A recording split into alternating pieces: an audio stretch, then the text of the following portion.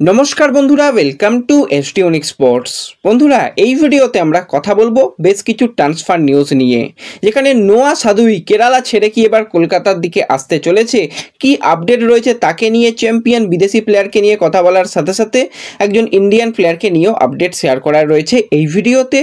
তাই ভিডিও শুরু করার আগে একটাই রিকোয়েস্ট, চ্যানেলে যারা প্রথমবারের জন্য এসেছো মনে করে চ্যানেলটাকে সাবস্ক্রাইব করে নিও, তাহলে তোমাদের প্রিয় দলের খেলার সমস্ত আপডেট তোমরা এখানে পেয়ে যাবে। তো চলো আর দেরি না করে ভিডিও শুরু করা যাক। তো শুরুতেই যদি আমরা একটুখানি ইস্ট বেঙ্গলকে নিয়ে কথা বলি, তোমাদের যেরকমটা জানিয়েছিলাম, অস্কার কিন্তু মোটামুটি জানিয়ে দিয়েছে ম্যানেজমেন্টকে যে তার ঠিক কীরকম দল গঠন দরকার, কী পরিকল্পনায় সে যেতে চাইছে। সেখানে অস্কার যেটা প্রথম জানিয়েছে যে 6 জন বিদেশি প্লেয়ারকেই যদি পরিবর্তন করা যায় তো 6 জন বিদেশি প্লেয়ারকেই পরিবর্তন করা হোক। এই বিদেশি সেট নিয়ে কিন্তু তার পক্ষে কাজ করা অসম্ভব, এবং মোহনবাগানের মতন যদি সফল হতে চায় তাহলে কিন্তু ইস্টবেঙ্গলকে এই পরিবর্তনগুলো করতেই হবে। সেখানে কিন্তু অবশ্যই যাদের সঙ্গে দীর্ঘমেয়াদী চুক্তি রয়েছে তাদের দরকার হলে ক্ষতিপূরণ দিয়ে হলেও ছাড়তে হবে। সাউল ক্রেসপোর মতন প্লেয়ার যে দীর্ঘদিনই চোটের কারণে ভুগতে থাকে, সেই সমস্ত বিদেশি প্লেয়ারকে ছেড়ে দেওয়ার সিদ্ধান্ত নিতে হবে। আর একান্তই যদি কোনো প্লেয়ারকে রাখতে হয় তো সেক্ষেত্রে ডিমিকে রেখে দেওয়া হোক, তাকে রেখে বাদবাকি 5 জন নতুন বিদেশিকে নিয়ে আসা হোক। আর যারা ইনজুরি পেয়ে ছিটকে গেছে তাদেরও ছেড়ে দেওয়া যদি যায় তো খুবই ভালো, তা না হলে আনরেজিস্টার করে রেখে দেওয়া হোক, এটাই কিন্তু জানিয়েছে ম্যানেজমেন্টকে। এবার ম্যানেজমেন্টও কিন্তু ব্যাপারটাকে আরও ডিটেলে দেখার চেষ্টা করছে যে কীভাবে এই কাজগুলো করা যায়। তো সেক্ষেত্রে কিন্তু অবশ্যই ইমামি ক্লাবের সঙ্গে কিন্তু একসাথে মিলে দল গঠনের প্রক্রিয়া করতে পারে বলেই শোনা যাচ্ছে, এরকমটাই আপডেট রয়েছে। তো সেক্ষেত্রে কিন্তু অবশ্যই ডিফেন্ডার লাগবে, মিডফিল্ডার লাগবে। অস্কার কিন্তু একজন স্ট্রাইকার, একজন উইঙ্গারকেও চেয়েছে, এবং ইন্ডিয়ান প্লেয়ারদের মধ্যে অনেকগুলো চেঞ্জেস, বিশেষত 2জন সাইড ব্যাক তো লাগবেই, তার সাথে মিডফিল্ডার লাগবে, একজন উইঙ্গার লাগবে এবং একজন পারফেক্ট অ্যাটাকার লাগবে। এগুলো কিন্তু অস্কার জানিয়েছে। এবার এতগুলো পরিবর্তন করাটা সত্যিই চাপ। হ্যাঁ, অনেক প্লেয়ারের কন্ট্রাক্ট শেষ হয়ে যাচ্ছে, কিছু প্লেয়ারকে যদি ছাড়া যায়, যাদের কন্ট্রাক্ট আরও কিছু দিন রয়েছে, সেক্ষেত্রে হয়তো দল গঠনটা করা যাবে। এবার দেখা যাক কতটা কি কাজ হয় না হয়। তো সেই জায়গাতেই কিন্তু একজন প্লেয়ারের সঙ্গে একটা লিঙ্ক আপের খবর দীর্ঘদিন ধরেই শোনা যাচ্ছে। তো সেই প্লেয়ারকে নিয়ে যদি আমরা কথা বলি, 31 বছর বয়সী মরক্কোর লেফট উইঙ্গারের প্লেয়ার নোয়া সাদুই, যাকে কিন্তু বর্তমানে আমরা কেরালা ব্লাস্টার্সের জার্সি গায়ে খেলতে দেখছি। এখনও একটা সিজন কেরালার সঙ্গে কন্ট্রাক্ট রয়েছে নোয়ার। এবার নোয়ার যদি এই সিজনে পারফরমেন্স নিয়ে কথা বলি, টোটাল 24টা ম্যাচ খেলেছে, সেখানে কিন্তু 14টা গোল 7টা অ্যাসিস্ট, তার মানে যথেষ্ট ভালো কিন্তু পারফরমেন্স নোয়ার কাছ থেকে আমরা দেখতে পেয়েছি। এবং নোয়া থাকলে তার যে ইম্প্যাক্ট সেটা কিন্তু খুবই ভালো থাকে। এর আগে এফসি গোয়ার জার্সি গায়েও কিন্তু 54 ম্যাচ খেলেছে, সেখানে 29টা গোল 16টা অ্যাসিস্ট। তো টপ ক্লাস পারফরমেন্স কিন্তু নোয়ার কাছ থেকে আমরা দেখতে পেয়েছিলাম। কিন্তু নোয়া কেরালার সঙ্গে যুক্ত রয়েছে, কিন্তু তার দল ছাড়বে কেন, কলকাতার দিকে আসবে কেন, কেন এই ব্যাপারগুলো উঠে আসছে। এবার দেখো, নোয়ার সঙ্গে কিন্তু লুনার মোটেই ভালো সম্পর্ক নয়। আমরা আইএসএলের ম্যাচ চলাকালীনও দেখেছি এবং লাস্ট ম্যাচ সুপার কাপেও সময়ও আমরা দেখেছিলাম। হ্যাঁ, হয়তো বল ফল পাস দিচ্ছে, কিন্তু নোয়া গোল করার পর লুনা গিয়ে তাকে কোনো রকম সেলিব্রেশন তার সাথে করেনি। একটা সেই ভিতর সেই চাপা ব্যাপার চলছে। যতই কেরালার কোচ চেষ্টা করুক যে ব্যাপারটা মিটিয়ে নেওয়ার, কিন্তু মিটিয়ে নেওয়া যাচ্ছে না। আর নোয়া কিন্তু কেরালাতে খুব একটা খুশি নয়। হ্যাঁ, দলগত ফুটবলকে খেলতে হবে, প্রফেশনাল প্লেয়ার ভালো পারফরমেন্স করতে হবে বলেই খেলছে, কিন্তু সে নিজে খুব একটা খুশি নয়। এবং তার এজেন্টও চাইছে, যে এজেন্ট রয়েছে সেই এজেন্ট কিন্তু চাইছে যদি তাকে কলকাতার কোনো ক্লাবে দেওয়া যায়। এবার দেখো, মোহামেডানের কথা ছেড়ে দাও, মোহামেডানের হওয়ার সম্ভাবনা নেই। তারা আদেও খেলতে পারবে কি পরের সিজনে সেটা নিয়েও প্রশ্নচিহ্ন রয়েছে। তো সেক্ষেত্রে দুটো অপশান, ইস্টবেঙ্গল এবং মোহনবাগান।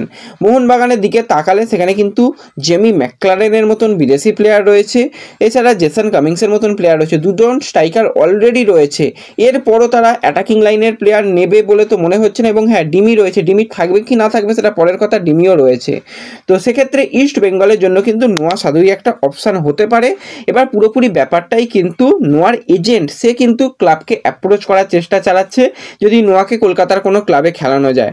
এবং নোয়া নিজেও কিন্তু কলকাতার ক্লাবে খেলতে রাজি রয়েছে। সে পার্সোনালি চায় যে কলকাতায় যেরকমভাবে ফ্যানরা সাপোর্ট করে সেই সাপোর্টার বেসের ক্লাবের সামনে সঙ্গে খেলতে চায়।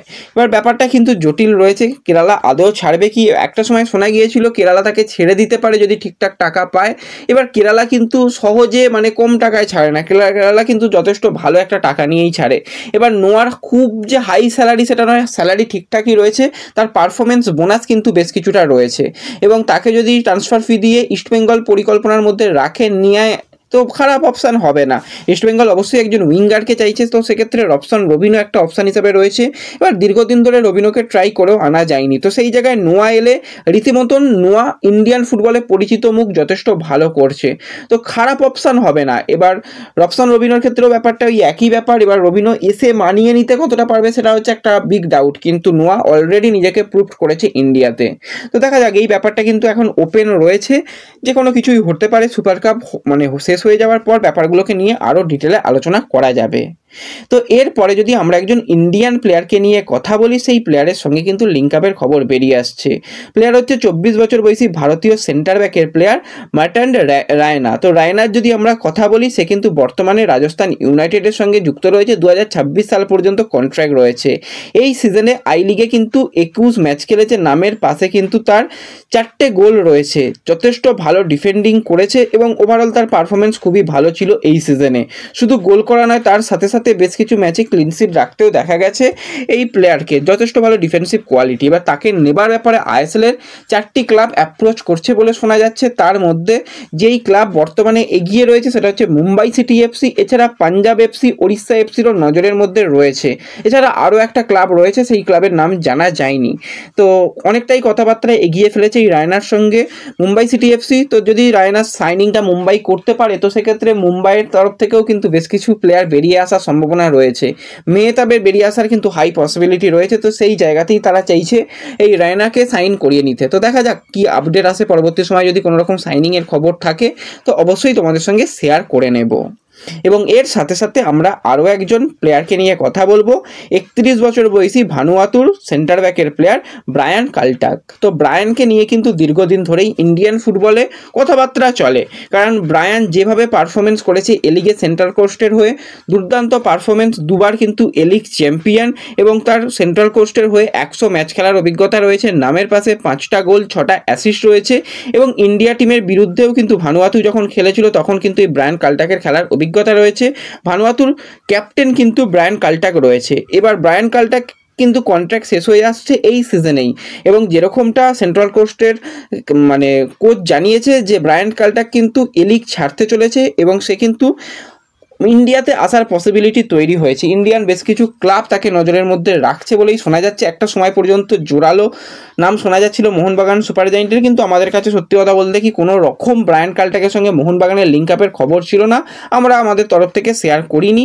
এবং কালকে মোটামুটি এমবিএফটি তারাও জানিয়ে দিয়েছে যে ব্রায়ান কাল্টাকের সঙ্গে কোনো রকম যোগসূত্র মোহনবাগানের বর্তমানে নেই, পরে হলে সেটা আলাদা কথা, বর্তমানে নেই।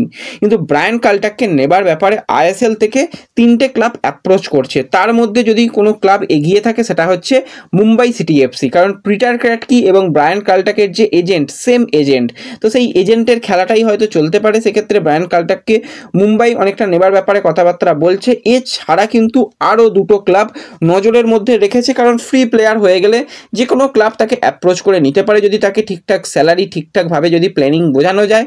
যথেষ্ট ভালো ফিজিক্যাল ডিফেন্ডার, এবং তার খেলার অভিজ্ঞতা, তার ডিফেন্ডিংয়ের অভিজ্ঞতা কিন্তু খুবই ভালো আমরা দেখেছি। তো দেখা যাক পরবর্তী সময়ে যদি ব্রায়ান কাল্টাকের মতন প্লেয়ারকে আমরা আইএসএলে দেখি তো খুবই ভালো সাইনিং হবে যে কোনো দলের জন্য। তো ব্যাস এই ভিডিওতে এটুকুই আপডেট শেয়ার করার ছিল। ভিডিও ভালো লাগলে লাইক শেয়ার করে দিও, চ্যানেলে প্রথমবারের জন্য এলে চ্যানেল সাবস্ক্রাইব করে নিও। তো দেখা হবে পরবর্তী ভিডিওতে, ধন্যবাদ।